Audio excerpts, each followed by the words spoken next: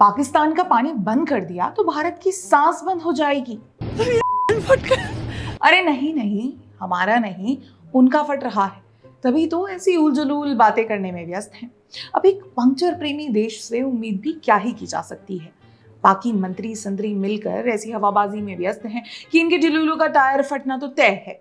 डिलूलू is the solulu, but in Pakistan delulu is the problem. और पाकिस्तानी मंत्रियों का डिलूलू तो अलग लेवल का है।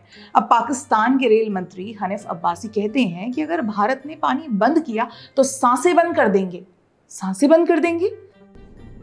निकल, पहली फुर्सत में निकल। किसकी? भारत की?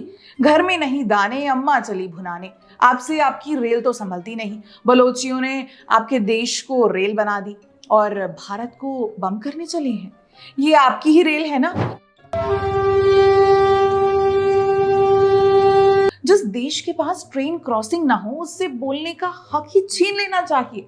अब देखिए ना, है तो रेल मंत्री, लेकिन धमकी भारत को दे रहे हैं न्यूक्लियर न्यूक्स की। कहते हैं कि हमारे गोरी गजनवी अब्दाली शो के लिए नहीं है, ठीक वैसे ही असरदार हैं जैसे पाकिस्तानी एयरफोर्स एयर स्ट्राइक्स के दौरान थी।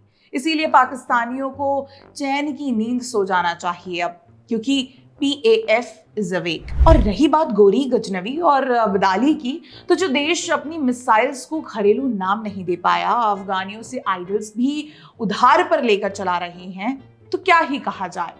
केवल रेल मंत्री सपने नहीं देख रहे, मंत्री, मिनिस्ट्री जनरल और पाकिस्तान के विपक्षी नेता भी एक ही डिलूलू की गोली मिलाया हुआ पानी पीते हैं। खैर, अब तो वो भी नहीं पी पाएंगे, जब तक हैं तब तक ही पी लेने देते हैं। डिलूलू से बिलावल भुट्टो याद आ गए।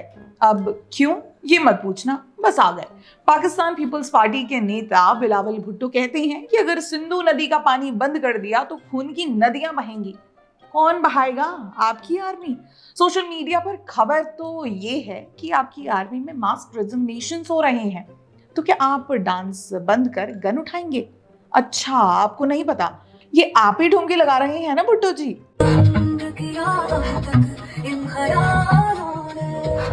क्या पता, मे बी आप हैं, मे बी नहीं है, लेकिन जो ठुमक रहा है बड़े सुंदर लटके झटके हैं। ऐसी नाजुक कली बंदूक उठाती हुई अच्छी नहीं लगेगी। बंदूकें उठाते हुए अच्छे तो नहीं लगेंगे, लेकिन अपना IQ लेवल तो उठा ही सकती हैं ये नाजुक कलियां, क्योंकि इन कलियों का चमन तो अब खिलने से रहा। च ऊ की मात्रा जैसी बातें लगता है पाकिस्तानी रेल मंत्रियों की पुरानी आदत है। हर वक्त हर किसी को एटम बम की धमकी देनी है। अब शेख रशीद पाकिस्तान के पुराने रेल मंत्री रह चुके हैं, उन्हें ही ले लीजिए। 2019 में भी उन्होंने ऐसी ही बात कही थी। कहते हैं कि हमारे पास पाव पाव किलो के एटॉमिक बम हैं जो केवल हिंदुओं का सफाया कर सकते हैं।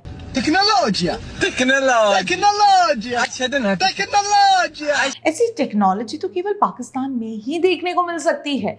भले ही पैंट बांधने के लिए बेल्ट की जगह नाड़ा इस्तेमाल करेंगे, लेकिन नफरत तो इस लेवल की भरी पड़ी है जैसे लाहौर में फ्लाइंग कारों के पंक्चर बनाते हो।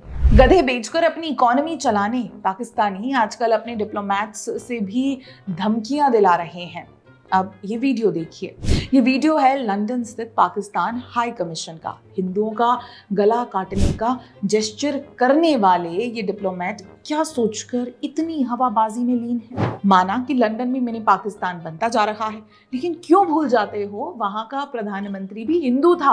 आज भी वेल्थ हिंदुओं के पास ज्यादा है। आप केवल नफरत जानते हो और ये वॉर लड़ने के लिए पर्याप्त नहीं है।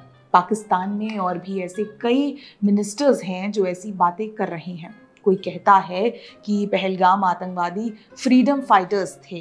किसी ने ये तक स्वीकार कर लिया कि पाकिस्तान टेररिज्म को फंड करता है। न्यूज़ चैनल वाले पागल हुए हैं, डिप्लोमैट्स की सटकी हुई है। सभी को लगता है कि वो भारत को जंग में हरा सकता है। कैसे? पैसे कहाँ से आएंगे? किसी पैसे वाले पेशेंट को एक किडनी बेच दूंगा, बहुत पैसे आ जाएंगे। कितनी ही किडनियां बेच ले, लेकिन आज भारत दुनिया की फास्टेस्ट ग्रोइंग इकोनॉमी है।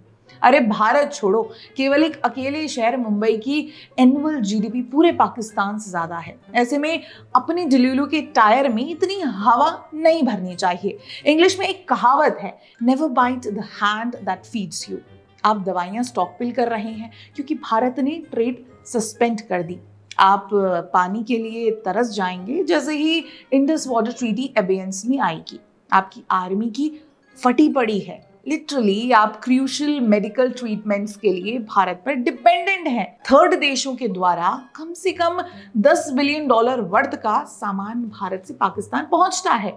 तो ऐसे में क्यों छेड़ना है, क्यों अपने पैरों पर खुद कुल्हाड़ी मारनी है? जंग करप्शन या नेपोटिज्म से तो नहीं जीती जाती। अगर जीती जाती तो आपकी आर्मी सारी दुनिया से जीत लेती। इसीलिए कहती हूँ, उतनी ही हवाबाजी करें जितनी आपकी औकात है। और रही बात गोरी, गजनवी और अब्दाली की, तो आर्मी को बोल के पुर्जे पुर्जे टेस्ट करवा लेना, क्या पता रिपेयरिंग के भी पैसे ना हो।